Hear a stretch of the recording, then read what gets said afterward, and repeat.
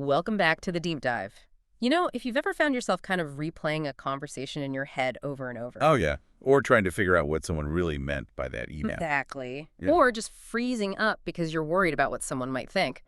Well, this deep dive is definitely for you. Oh, yeah. We're tackling that really draining mental habit, constantly overthinking what other people think of us. And look, we know just saying stop worrying is, well, useless. Right. Doesn't help at all. So we've dug into our sources to go beyond that vague advice. We want to give you a clear, practical roadmap to, get some control back over your mental space. That's absolutely the mission today. We're moving past just talking about the problem. We're offering concrete strategies you can actually use, like right away, to cut down on that internal noise. Okay. Our sources lay things out in basically four main paths.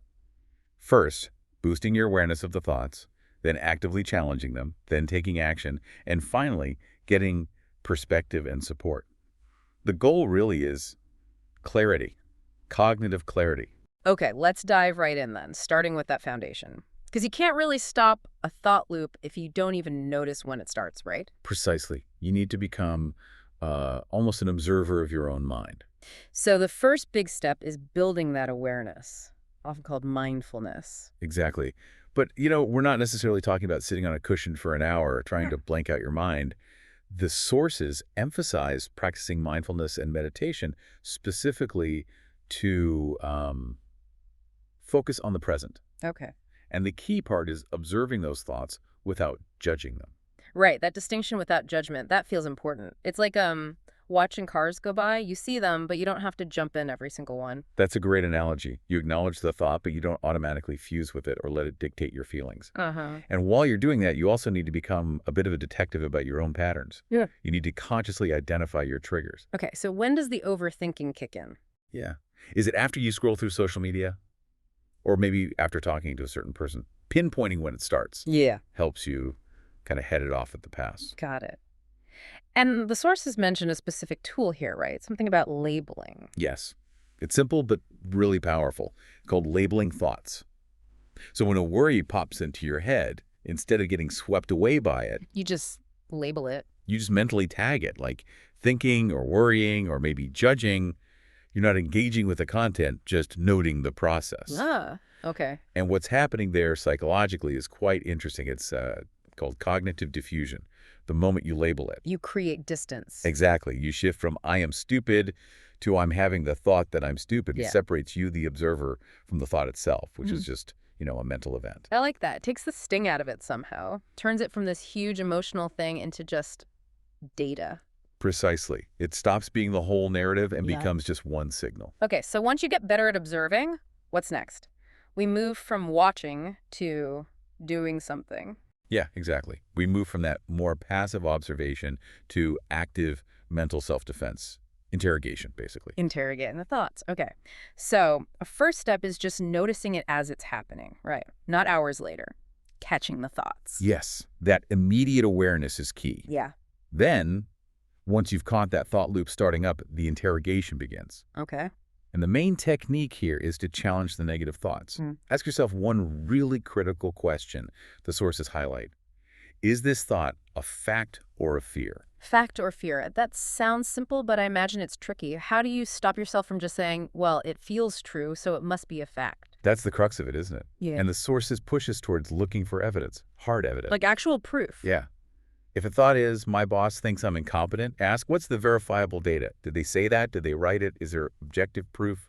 Or is it just, a feeling, a projection? A fear. Usually it's a fear. Most overthinking is fueled by assumptions and anxieties, not cold, hard facts. This process, cognitive restructuring, forces your brain to shift gears from emotion to logic. Okay, so let's say I do that. I realize, okay, this is fear talking, not fact. What then? Do I just argue with the fear?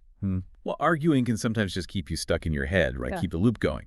So instead, the practical advice is to immediately focus on solutions. Redirect that mental energy. If the thought is still nagging, maybe someone did say something critical. Right. Instead of just replaying the comment endlessly, you intentionally shift focus. What's a productive next step? Can I fix the mistake? Can I clarify something? Can I set a boundary? So you pivot the energy from dwelling on the problem to actually doing something about it, or at least planning to. Exactly. It stops the mental paralysis. You move from passive worry to active problem solving, even if the problem is just managing your reaction. Action seems to be a key theme here, which leads us nicely into the third set of strategies, right?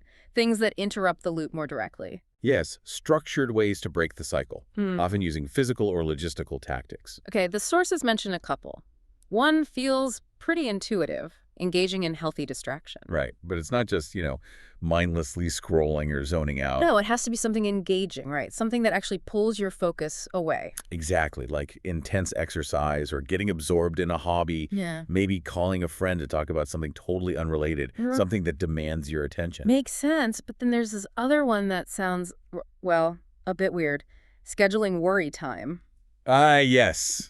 Counterintuitive, I know. How does that even work? Can you really just tell your anxiety, hey, check back at 4 p.m.? Doesn't it just barge in anyway? It tries. Yeah. But the strategy works by changing the rules of engagement with the anxiety. You set aside a specific limited time each day, say 15 minutes after work, solely for worrying. Okay. So when a worry pops up at like 10 in the morning, you acknowledge it briefly. You say to yourself, okay, noted. That's a 7 p.m. issue. Well, Maybe jot it down. and then you let it go until the Right. scheduled time. You try your best to release it until then.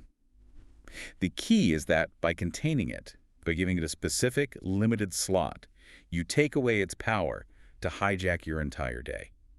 It stops feeling like an emergency. Ah, I see. It turns it from a constant, urgent alarm into more of an administrative task, something on the to-do list. Precisely. It reclaims mental bandwidth.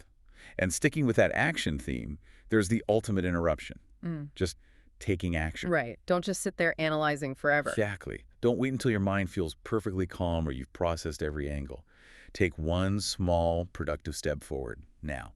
Send the email you're dreading, make the call, start outlining the project. Yes. Anything that shifts you from mental analysis into physical or logistical execution, it breaks that paralysis loop, which is often just fear disguised as careful planning. Okay, that makes a lot of sense. So we've got awareness, challenging thoughts, and taking action. What's the fourth area? This sounds more big picture. It is. It's about gaining perspective and seeking support for the long haul.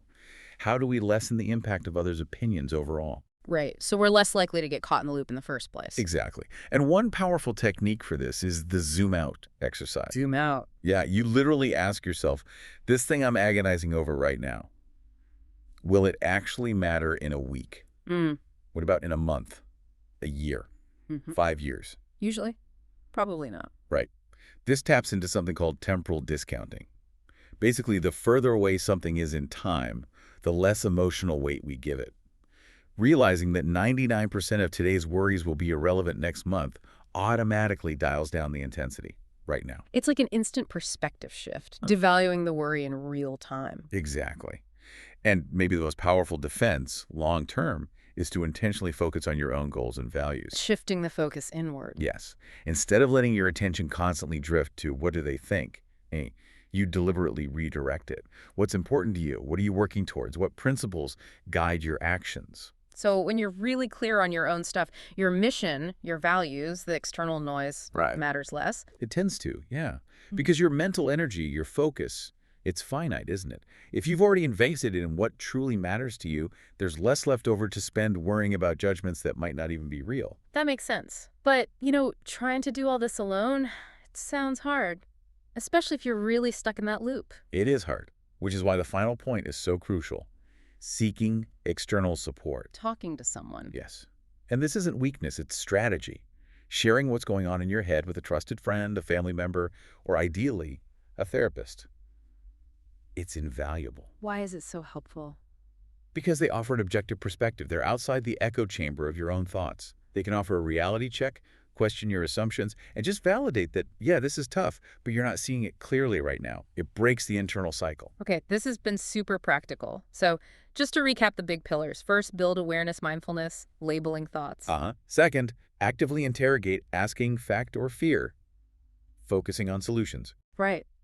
Third, distraction and action using healthy distractions, scheduled worry time, and just taking that next small step. Yep. And fourth, gaining perspective and support, zooming out, focusing on your values, and talking to others. So for everyone listening, maybe the challenge is to pick just one small thing from this list. Absolutely. Try it out the next day. Maybe just try labeling one thought as thinking, or schedule 5 minutes tonight as your official worry time. See how it feels. Yeah, that small action. And maybe a final thought to leave people with, building on that idea of focusing inward. Mm-hmm. If we really do manage to dedicate most of our limited attention to our own goals, our values, our actions, does the worry about what others think just naturally fade? Not because we fought it, but because, well, our focus is genuinely elsewhere. We've allocated our resources differently. It becomes less about emotional wrestling and more about strategic resource allocation in your own mind.